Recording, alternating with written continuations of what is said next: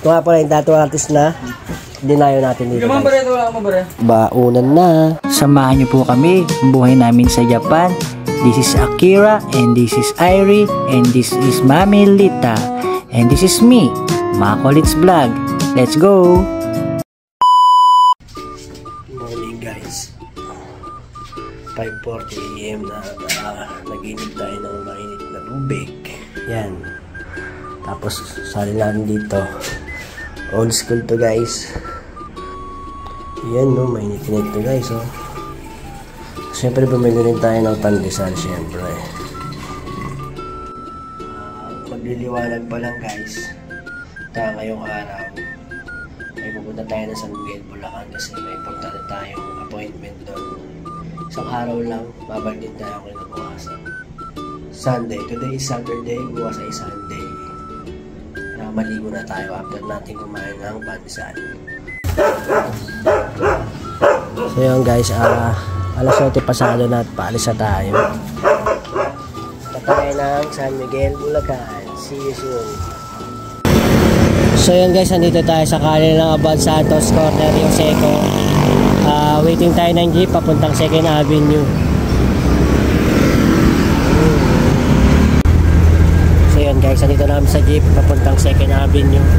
Baka kami ng Grace Park sa stasyon ng Baliwag.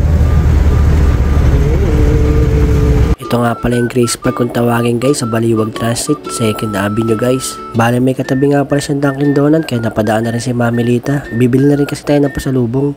So bumibili muna ng donut sila Mami Lita. Ang biyahe pala nito guys, per hour o kada 30 minutes ay merong biyahe.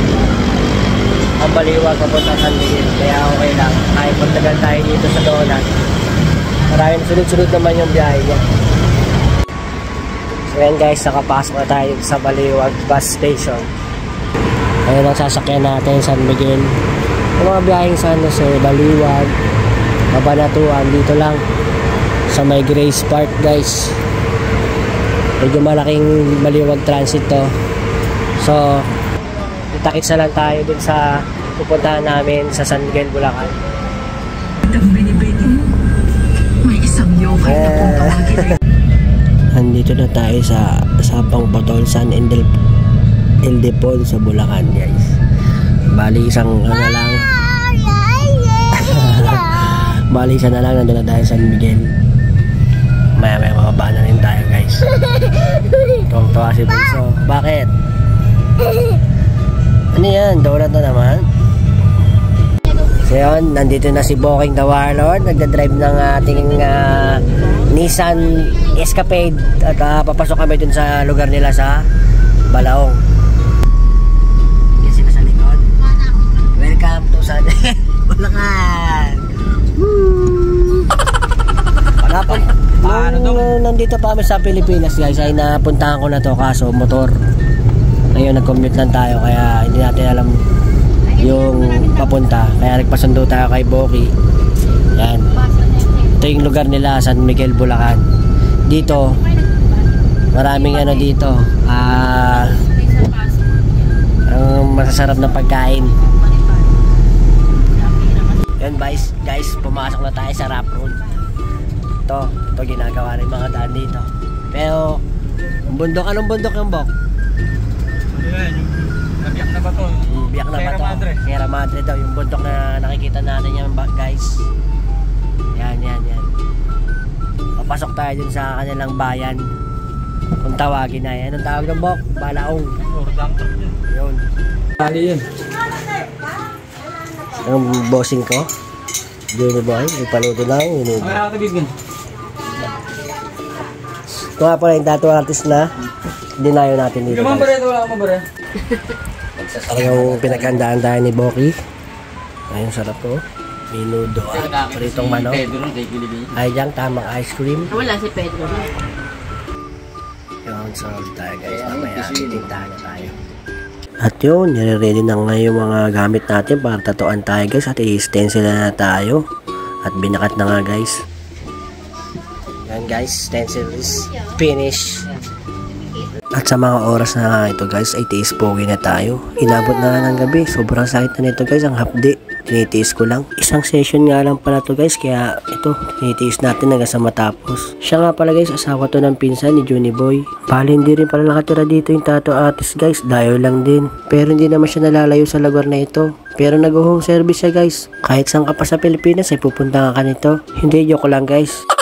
At sa mga oras na ito ay tapos na nga tayong tatuan. Napakaangas guys. Kaya kung ako sa inyo, magpatato na rin kayo. Kontakin nyo lang siya. At kayo na pong bahala mag-usap sa presyo at kung saan kayo magkikita o tatatuan. Ito nga pala yung Facebook niya guys. PM na lang kayo kung gusto nyo.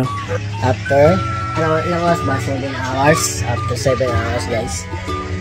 Natapos na natin yung tattoo natin at kakain at mag-iinom naman tayo dito sa San Miguel. Ito nga pala yung gusto. Ito kalaki. Yun, syempre hindi lang naman tattoo yung pinunta natin dito. Nakipag-inuman din tayo guys. Ang sarap sa feeling dito guys. Probinsyang-probinsya pero napakasaya. Kaya hindi rin nagkamali yung punta ko dito. So yun guys, pag-alauna pasado na madaling araw ay iinom pa rin kami. Dahil yung tattoo natin medyo masakit pa rin. At yun, tamang chillax na nga sila Ate Lan at Mami Lita. Kaya after nga nito, bala ko na rin matulog dahil antok na ako, pagod, lasing. So guys, good morning. Hindi na tayo naka-vlog kagabi kasi medyo tulog na. Medyo marami tayong nainom din na beer. Ito. Medyo masakit-sakit pa rin guys. At nandito pa rin tayo sa San Miguel, Bulacan. Maya-maya iuwi na tayo. Si Mami Lita tulog pa din yun. Hi Chang, gising na. Hi Chang. At sa mga oras na ito ay pauwi na nga tayo ng Tondo. Ihahatid lang sana tayo guys. Sumama na nga rin sila Juniboy at Ate Len. Siya nga pala guys, ginabi na rin pala tayo. At nandito nga pala ako sa bahay ni Uncle Ruel, tatay ni Ate Len. Sila Ate Len naman ay sa kabilang bahay nila. At siya nga pala guys, ito nga pala yung nabili namin Jollibee kanina nung bumaya kami pauwi ng Tondo. Bali yan na pala yung hapunan natin guys. See you next vlog. Maraming salamat. Bye!